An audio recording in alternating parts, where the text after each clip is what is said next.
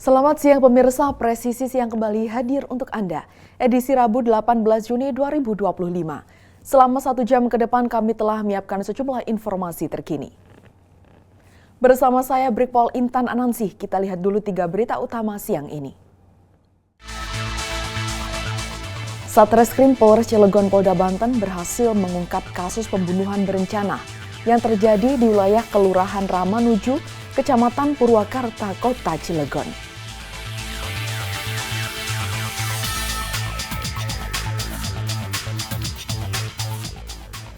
Lima personel Polda Sulawesi Tengah meraih penghargaan dari Kapolri Jenderal Polisi Listio Sigit Prabowo atas prestasinya dalam capaian indikator kinerja pelaksanaan anggaran atau IPA sempurna tahun anggaran 2025.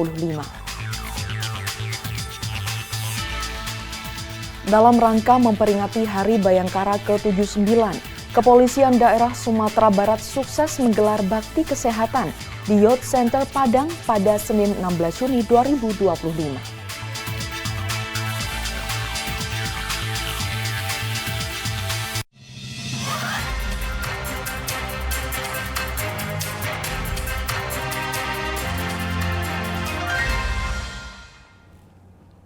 Di informasi pertama pemirsa, Satuan Reserse Kriminal Polres Cilegon Polda Banten berhasil mengungkap kasus pembunuhan berencana yang terjadi di wilayah Kelurahan Ramanuju, Kecamatan Purwakarta, Kota Cilegon. Kasat Reskrim Polres Cilegon AKP Hardi Meidikson Samula bersama personel berupaya keras memburu pelaku dalam waktu kurang dari 24 jam setelah kejadian.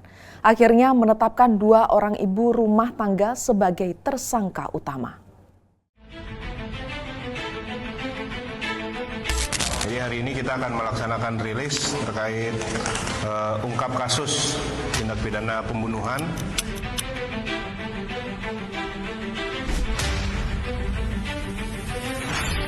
yang terjadi pada hari Selasa tanggal 10 Juni 2025 itu sekitar pukul 15 yang bertempat di rumah pelaku yang beralamat di Ling Simpang 3 Cilegon, Ramanuju, Kecamatan Purwakarta, Kota Cilegon. Para pelaku ini ada 2 orang, Nuraini dan Susi Karnila. Itu Nuraini 50 tahun dan Susi Karlina 56 tahun ya. Untuk korban sendiri almarhum Siti Maria 48 tahun.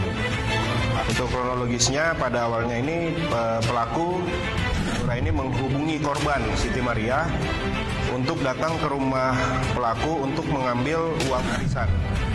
Kemudian setibanya di rumah pelaku, kedua pelaku ini langsung menyekap si korban, ya, dengan menyekap dengan cara diikat tangannya, kemudian juga matanya ditutup menggunakan kerudung yang dipakai, kemudian dilakban. Sempat dilakban menggunakan lakban coklat, sehingga mengakibatkan korban ini tidak sadarkan diri. Ketika korban tidak sadarkan diri, salah satu pelaku menghubungi Maxim, ya, memesan Maxim melalui aplikasi untuk mengantar korban ke rumah sakit. Setibanya di rumah sakit RSUD Cilegon, korban ditinggalkan di IGD, kemudian pelaku langsung kembali dengan Maxim ke rumahnya. Ya, jadi hanya diletakkan di rumah sakit di IGD kemudian ditinggalkan. Kemudian kami dari Satreskrim Polres Cilegon menerima laporan dari RSUD Kota Cilegon bahwa ada korban ini ditinggalkan dalam keadaan sudah tidak bernyawa, sehingga kita melakukan penyidikan kurang lebih dari 1 kali 24 jam kita mendapatkanlah si kedua orang pelaku ini. Untuk kedua pelaku ini kita kenakan pasal, yaitu pasal 340 subsidiar pasal 338 dan atau pasal 365 ayat 3 dan atau pasal 170 ayat 3 dan atau pasal 351 ayat 3 dengan ancaman hukuman yaitu hukuman mati atau penjara seumur hidup. Ya, jadi untuk motifnya sendiri yaitu adalah terkait masalah utang piutang. Jadi korban ini memberikan pinjaman uang kepada para pelaku senilai 10 juta rupiah, namun telah dikembalikan sebanyak 3 juta rupiah. Selain dari itu, pada saat kejadian korban dihubungin oleh para pelaku untuk datang ke rumahnya untuk mengambil uang. Ternyata sampai di sana ada cekcok mulut yang menurut keterangan dari para pelaku sempat melakukan pengejekan kepada pelaku sehingga pelaku sakit hati dan melakukan penyekapan sampailah korban kehilangan nyawa. Pemirsa, bagaimana kronologi pengungkapan kasus ini? Kita akan berbincang bersama Kasat Reskrim Polres Cilegon, AKP Hardy Medikson Samula. Baik Pak Hardy, bisa dijelaskan apa motif pelaku melakukan pembunuhan berencana tersebut? Ya, baik Mbak Intan, selamat siang. Jadi untuk motif pelaku itu sendiri ada dua Mbak Intan. Yang pertama itu karena pelaku ini dia memiliki hutang sebanyak 10 juta rupiah kepada korban, namun telah dikembalikan kurang lebih sebanyak 3 juta rupiah.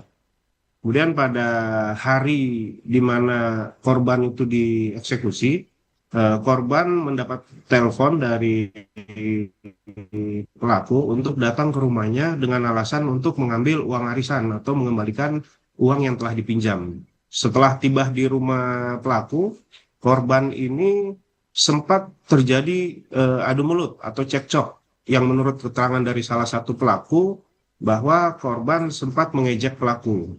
Nah, kemudian korban disekap oleh kedua orang pelaku di kursi, diikat menggunakan tali pur, kemudian matanya juga ditutup menggunakan kerudung yang dipakai, dan mulutnya dilakban. Itulah yang mengakibatkan sehingga korban tidak sadarkan diri sehingga meninggal dunia. Dalam pengungkapan kasus ini, barang bukti apa saja Pak yang berhasil diamankan oleh pihak kepolisian? Jadi untuk barang bukti yang sampai saat ini sudah kita amankan itu adalah tali yang digunakan untuk mengikat, kemudian juga lakban, bekas lakban yang masih ada rambut dari korban. Kemudian juga di situ ada pisau yang digunakan untuk memotong tali dan lakban, dan juga tas milik pelaku yang ada bercak darahnya. Ya, sampai dengan tadi malam juga Mbak sudah kita temukan kendaraan atau motor korban yang dipakai ke rumah pelaku.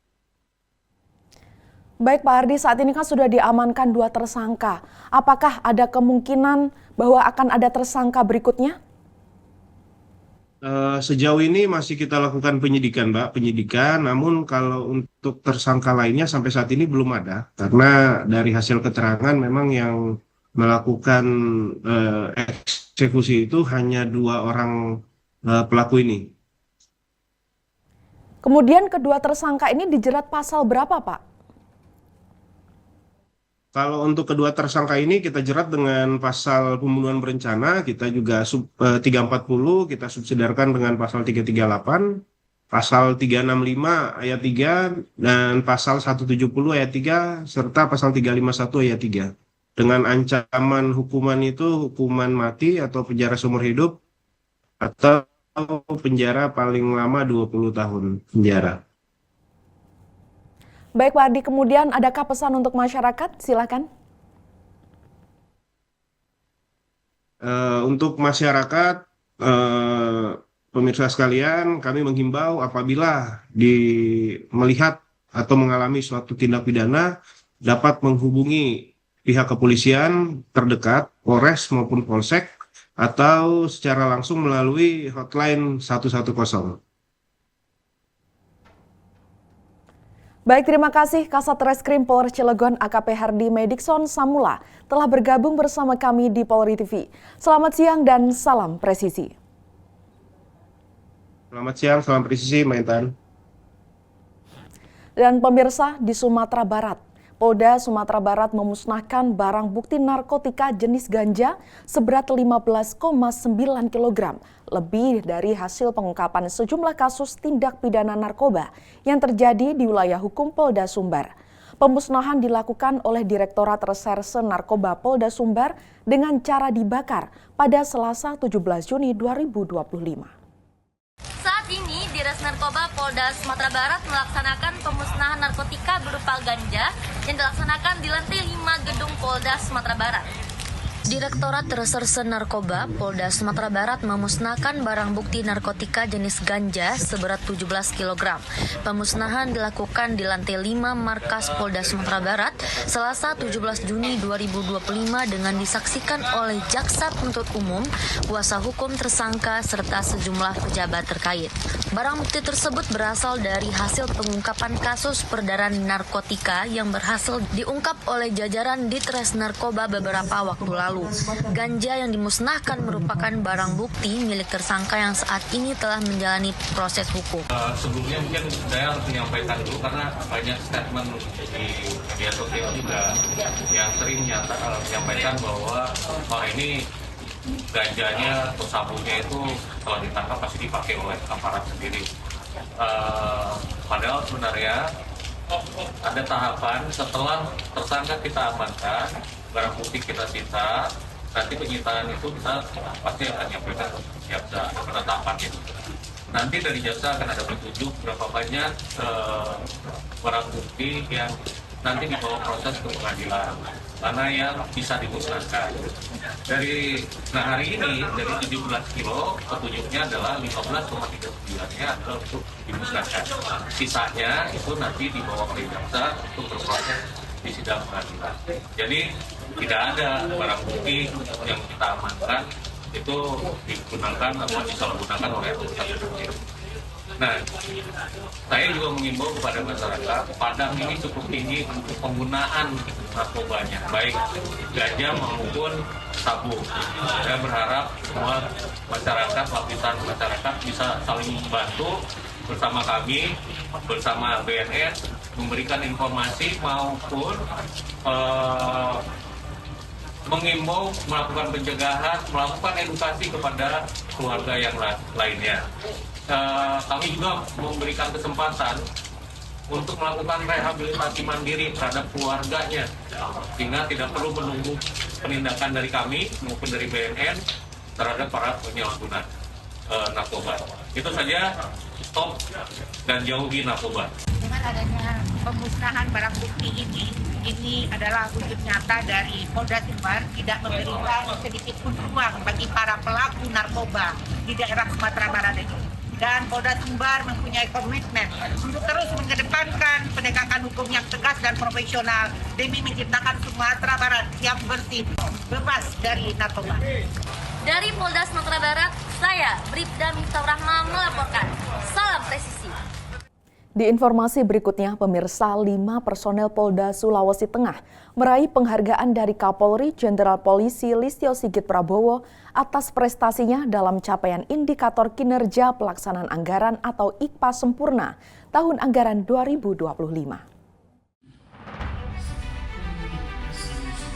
Mengawali sambutannya, Kapolda Sulawesi Tengah menyampaikan rasa terima kasih dan penghargaan yang setinggi-tingginya kepada para Kasatker di jajaran Polda Sulawesi Tengah atas dedikasi dan kerja keras yang telah dilakukan.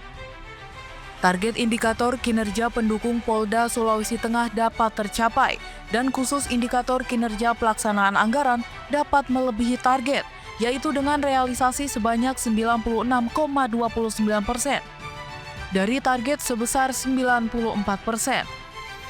Rapat kerja teknis yang merupakan tindak lanjut dari kegiatan Rakernis Fungsi Keuangan Polri tahun anggaran 2025 yang telah diselenggarakan pada tanggal 18 hingga 20 Mei 2025 lalu di Bekasi, memiliki nilai yang sangat strategis untuk meningkatkan kompetensi dan profesionalitas. Kapolda juga menyebutkan Rakernis Keuangan ini untuk menyamakan persepsi, menyelaraskan visi misi, memperkuat koordinasi, dan menyusun strategi yang tepat guna menjawab berbagai tantangan di bidang keuangan yang akan dihadapi sepanjang tahun 2025. Dari Humas Polda Sulawesi Tengah melaporkan untuk Polri TV. Dalam rangka menyambut Hari Bayangkara ke-79, Polda Sulawesi Tenggara melaksanakan kegiatan bakti kesehatan yang dipusatkan di XMTQ Kendari. Kegiatan yang bertujuan untuk memberikan pelayanan kesehatan gratis kepada masyarakat ini dibuka langsung oleh Kapolda Sultra Irjen Pol Didik Agung Wijanarko. Selamat pagi Sobat Polri, saya Bribda Nirwana Permata Dewi melaporkan bahwa dalam rangka memperingati Hari Bayangkara ke-79, Polda Sulawesi Tenggara melalui Bitdokes Polda Sultra menggelar kegiatan bakti kesehatan gratis bagi masyarakat Kota Kendari, Sulawesi Tenggara. Kegiatan yang berlangsung di lapangan XMTQ Kota Kendari merupakan bagian dari rangkaian peringatan Hari Bayangkara sebagai bentuk pengabdian Polri kepada masyarakat dengan tema Polri untuk Masyarakat. Polda Sultra memberikan layanan kesehatan gratis seperti pemeriksaan tekanan darah, sunatan massal, cek gula darah, pemberian vitamin hingga konsultasi medis. Layanan ini disambut antusias oleh masyarakat Kota Kendari. Berikut liputan selengkapnya. Kapolda Sulawesi Tenggara dalam sambutannya menyampaikan bahwa kegiatan bakti kesehatan ini merupakan wujud kepedulian Polri, khususnya Polda Sulawesi Tenggara terhadap kesehatan masyarakat. Ia menegaskan ini menjadi upaya Polri dalam meningkatkan taraf kesehatan masyarakat.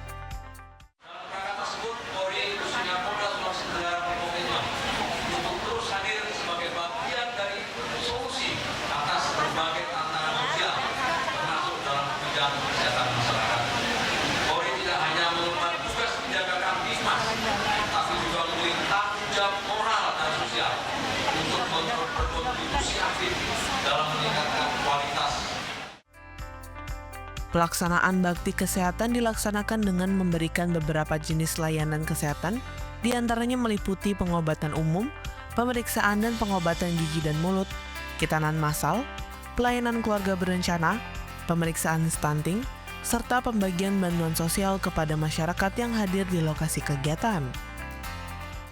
Hari ini kegiatan bakti kesehatan, pelaksananya aja Bitdokes, tetapi ini kegiatan dari Polda Sulawesi Tenggara. Pada hari ini kita mengadakan kegiatan yaitu pengobatan umum, kitanan massal, kemudian operasi katarak, dan pelayanan pemeriksaan kesehatan gratis kepada pengemudi ojek online. Targetnya untuk ojek online atau ojek daring kami ditarget 1.000 dan alhamdulillah sampai hari ini kita sudah mencapai 1.300. Untuk pengobatan massal, pengobatan gratis, target kami adalah 1.000 pasien untuk wilayah jajaran Polda Sulawesi Tenggara. Untuk Kendari aja kami melaksanakan 500 pasien, kemudian di jajaran 500 pasien juga. Selain pelayanan kesehatan, kegiatan ini juga menjadi wadah silaturahmi antara jajaran Polda Sulawesi Tenggara dan masyarakat. Tentu kegiatan ini mendapatkan apresiasi dari masyarakat, serta banyaknya antusias masyarakat mengikuti kegiatan ini. Masyarakat sangat terbantu dengan adanya pengobatan ini selama 9 tahun Polri yang ke-79. Sukses selalu. Dengan semangat Hari Bayangkara ke-79, Polda Sulawesi Tenggara berkomitmen untuk terus memberikan pelayanan terbaik bagi masyarakat. Melalui kegiatan-kegiatan sosial seperti bakti kesehatan, Polri berharap dapat semakin dipercaya dan dicintai oleh masyarakat. Demikian yang dapat saya laporkan dari Kendari, Sulawesi Tenggara. Saya Bribda Nirwana Permata Dewi dari Bithumas Polda Sultra melaporkan untuk TV Polri. Pemirsa Presisi Siang akan segera kembali, tetaplah bersama kami.